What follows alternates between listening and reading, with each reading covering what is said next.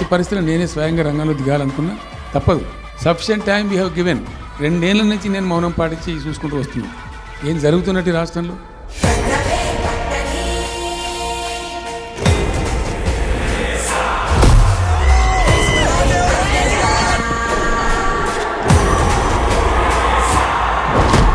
కానీ తప్పేటట్లేదు. ఇప్పుడు తెలంగాణ కోసం భయపడం, యాందాకాని పోతాం.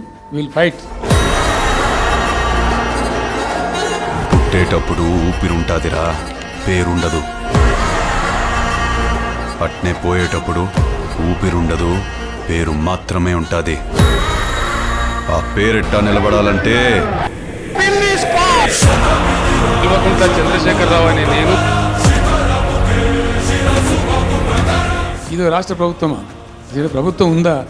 నిద్రపోతున్నారా? ఇదేం దద్దమ్మ ప్రభుత్వం? పచ్చి అబద్ధాలు. ఇంతసేపు రియల్ ఎస్టేట్ దందా తప్ప ఇంకోటి లేదా?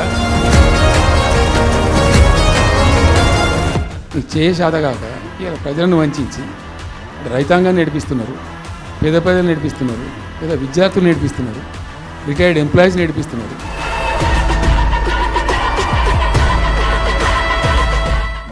టీఆర్ఎస్ పుట్టిందే తెలంగాణ ప్రజల కోసం. ఈ ప్రభుత్వాన్ని నిద్రపోనీయం, ఎక్కడికక్కడ నిలబెట్టే ప్రయత్నం చేస్తాం. ప్రతి విషయంలో చెక్ చేస్తాం. ఈ ఏడాది దాకా వేరే కథ, రేపటి నుంచి వేరే. తోలు తీస్తాం ఎక్కడికక్కడ.